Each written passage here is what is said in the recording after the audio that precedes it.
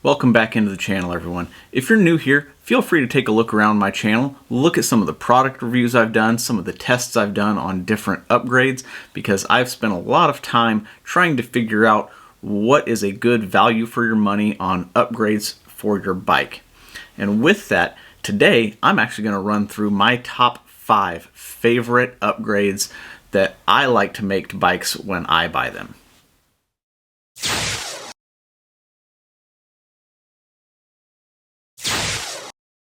So in this video, I'm going to look at my top 5 favorite upgrades, and I'm going to go in order from the good upgrades to my favorite upgrades.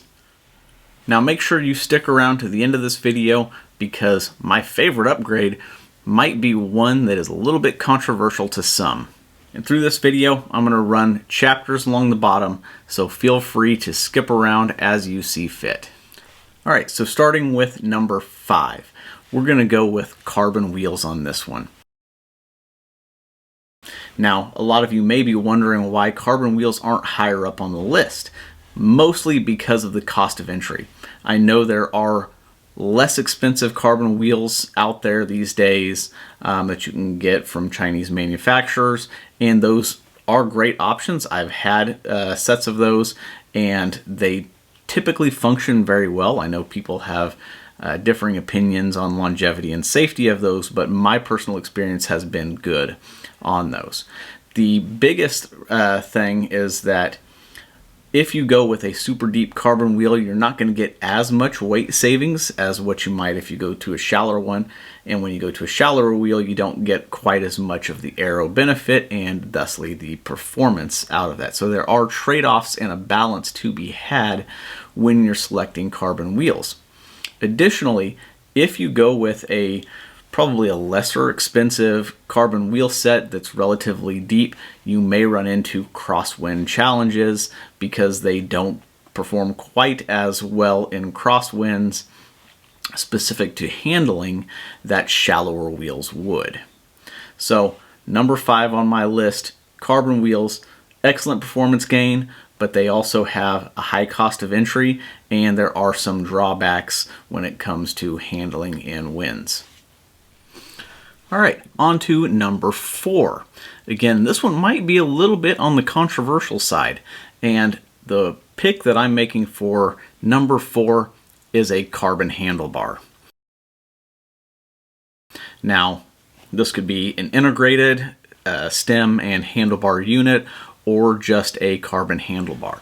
And the reason that I personally like to upgrade to a carbon handlebar whenever possible is because of the weight savings and, more importantly, the vibration dampening.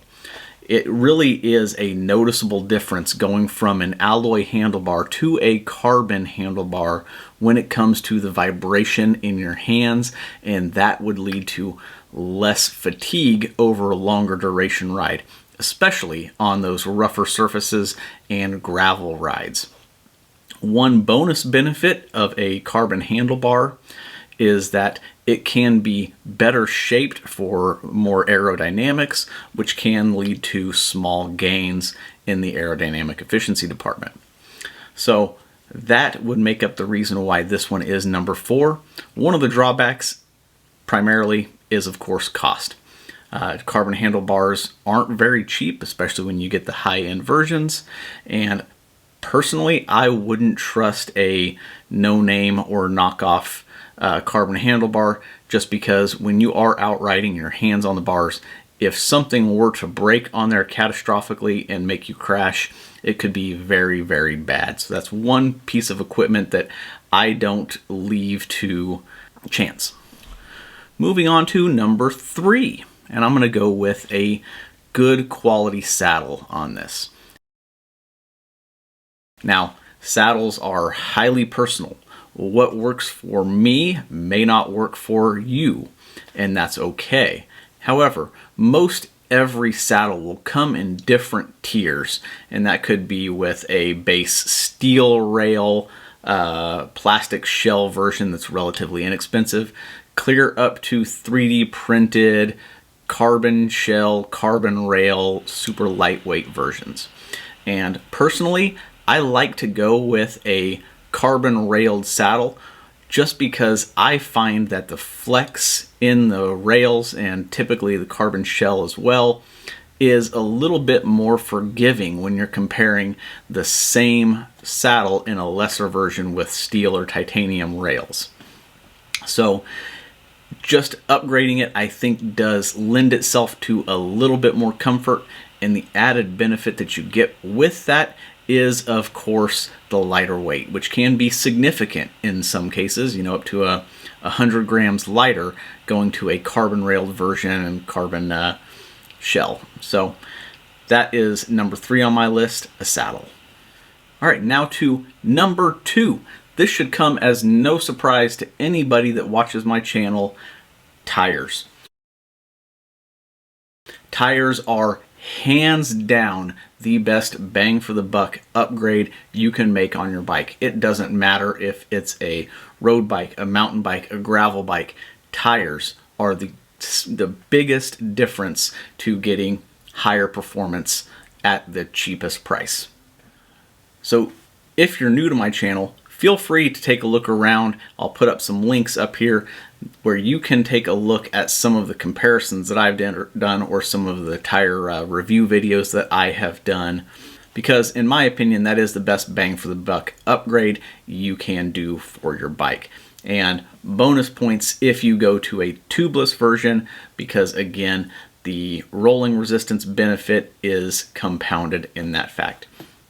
And if you want to take a look and dive in much more detail on these, I recommend you go to bicyclerollingresistance.com, where you can actually see the quantifiable difference in tires, just going from a low scale, low spec tire to the high end range.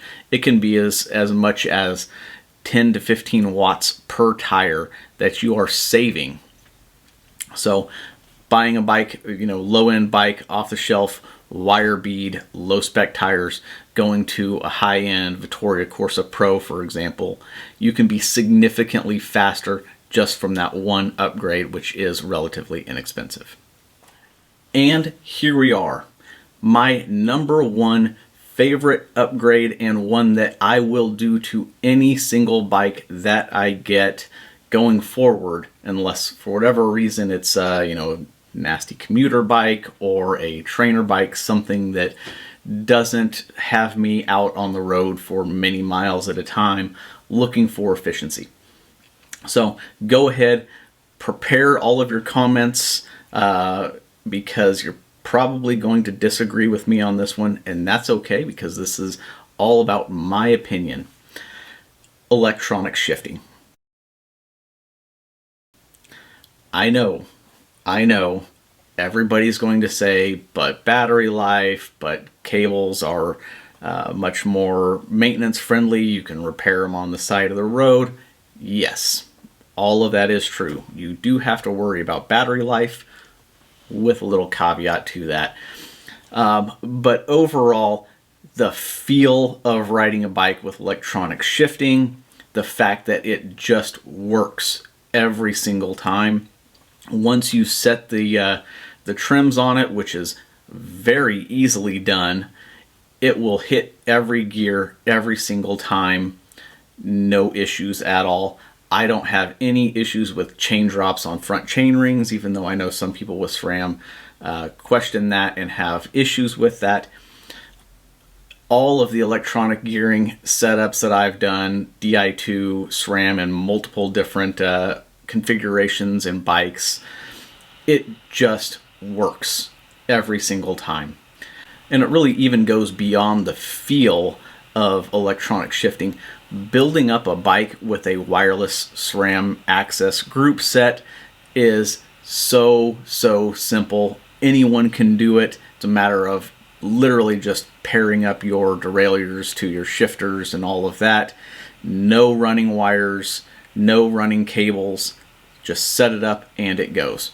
So I know there will be people questioning the battery life, and Di2 I know will run for thousands and thousands of miles without having to worry about a charge, and it gives you a warning indicator when you're close to running out of charge. In my experience with SRAM access, I can run for weeks and weeks on end of riding without having to worry about charging. And if for whatever reason I go to a long gravel race, something that I'm going to be doing, 5, 7, 9 hours of riding, I will just bring an extra battery. Now, in my experience, I've never actually had to swap a battery, and I've always finished with plenty of battery life going out. The issues with battery life come to people that just aren't as cognizant of keeping their batteries topped up, in my opinion. So that brings me to the end of my top 5 list. Go ahead, again, drop down in the comments there. Tell me why I'm wrong on all of these, and if you have differing opinions on what constitutes good upgrades, if you'd rearrange my list, if you have something that I've overlooked completely, feel free. Drop it down in the comments, share with others your experiences and your opinions. I really enjoy getting involved in all of those comments. Now, this is also a good time to mention that if you haven't done so already, go ahead, give this video a big thumbs up. It really helps spread it across the YouTube community. And why not go ahead and subscribe? Doesn't cost anything, really helps out the channel, and you get to see all of the videos that I put out. Some of them may be very relevant to you. So, thanks for watching, everyone, and until next time, enjoy your ride.